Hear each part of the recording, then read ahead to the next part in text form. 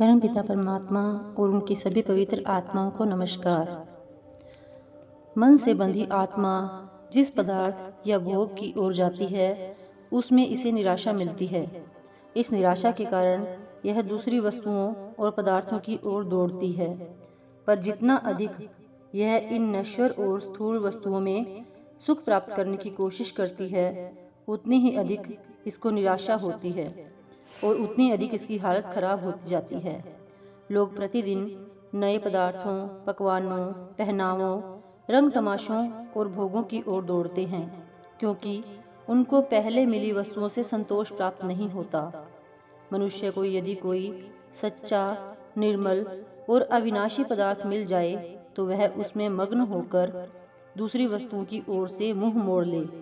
वह सार पदार्थ परमात्मा या उसका नाम है। गुरु साहिब समझाते हैं कि हे आत्मा रूपी हंसनी, तू विवेक से काम ले। तेरे अंदर माया रूपी पानी और शब्द या नाम रूपी दूध को अलग कर सकने की शक्ति है। तू चेतन को जड़ से अलग कर सकने में समर्थ है। तेरे अंदर नाम रूपी अमृत का समुद्र है।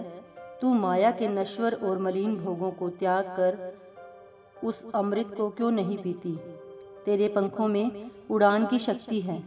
तू शरीर रूपी धरती को छोड़कर अंतर में वापस अपने आकाशीय घर पहुंच सकती है। इसलिए तू कर्मों तथा भ्रमों का जाल तोड़कर निज घर की ओर उड़ान भर।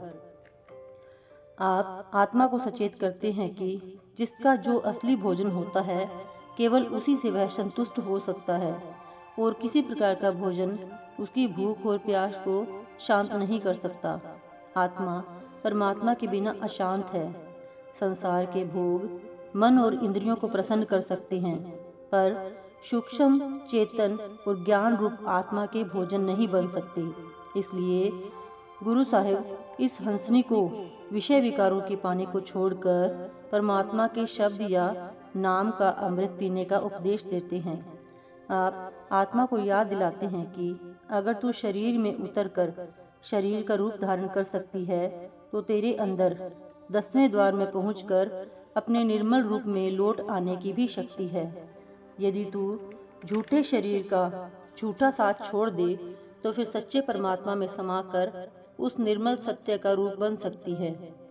आप आत्मा से कहते हैं कि तू शरीर के 9 द्वार पार करके आंतरिक गगन में पहुंच जा। इस प्रकार तू 3 गुणों की सगुण रचना को पार करके निर्गुण की निर्मल ज्योति से मिल जाएगी। फिर मन, माया और काल से सदा के लिए तेरा छुटकारा हो जाएगा। गुरु साहिब कहते हैं, हे सूरत, तेरा प्यारा प्रीतम आकाश लोक में रहता है। तू मन और माया के इस नाशवान और दुखपूर्ण मंडल में बंदी है।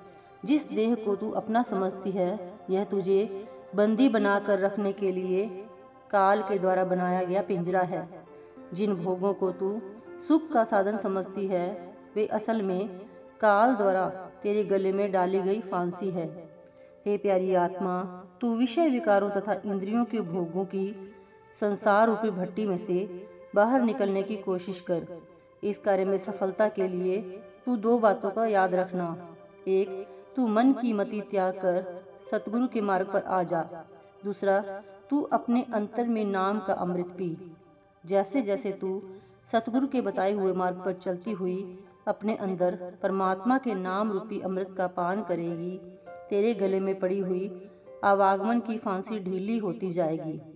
जब तू पूरी तरह नाम के रंग में रंग जाएगी तब तू सदा के लिए इस विषपूर्ण भव सागर को तैर कर सतलोक रूपी अमृत के सागर में पहुंच जाएगी। गुरु साहिब आत्मा को धैर्य बंधाते हुए कहते हैं कि मन, माया और काल के जाल से सचेत होने की आवश्यकता है, घबराने की नहीं। चिंता या घबराहट तो तब होती जब आत्मा मन और माया से निर्बल होती। आत्मा सत्पुरुष का अंश है। वह अनंत, अगम और अविनाशी है। उसमें शक्ति और सामर्थ्य का अटूट भंडार है। उसको ज्ञान और चेतनता की अविनाशी दात प्राप्त है। उसमें माया और काल को पछाड़ सकने की शक्ति रखी गई है। Thank you.